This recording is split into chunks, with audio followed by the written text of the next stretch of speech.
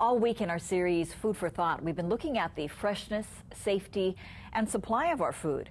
Tonight, KITV4's Catherine Cruz has more on what the experts say about striking a better balance between supply and demand. Imagine going without the produce you see all the time on store shelves. You don't know what you got until it's gone.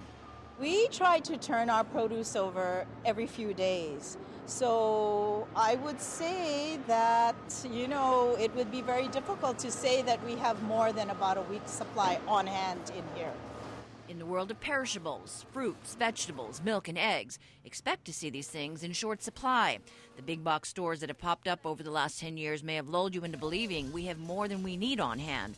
But don't kid yourself, it's all about fast turnover. Those whose business is disaster preparedness say no one has hard data on the retail and wholesale level. We've heard various kinds of statistics, some maybe 2 months, some maybe 2 weeks. So we've kind of just compromised and used a planning assumption of about 30 days of food supplies in the state at any one time. But some call it just-in-time inventory, which underscores how vulnerable we really are to outside forces.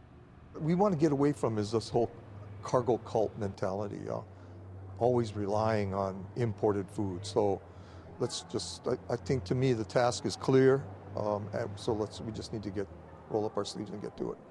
That means producing more local food. What you can grow, and then think about these kinds of things, but also do what we can collectively to improve and sustain our agriculture so that we can produce more of our foods and not rely on a heavy logistics system.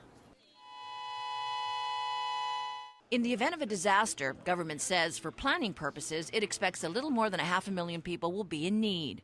In this Halava warehouse, FEMA, the Federal Emergency Management Agency, has well-stocked shelves. But the MREs, meals ready to eat, and water are on standby for any Pacific-wide disaster. Civil Defense estimates the demand in Hawaii may be up to 2 million meals a day. It's a tall order. If consumption levels remain the same, we have a very short time frame in terms of how to feed our people. Now, that doesn't preclude commodities being flown in and all, but I think the picture that it paints, again, is that we're overly dependent on outside sources.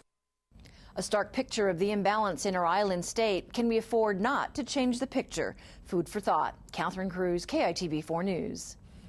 Well, in our series, Food for Thought, we've touched on everything from food safety to freshness and disaster preparedness. If you've missed any of this week-long series, or if you just want to see something again, go to our website, KITV.com, and type Food for Thought in the search bar. Interesting stuff. You don't really think about the state stockpiling food for us, right. But can you imagine? And if something happened? Yeah.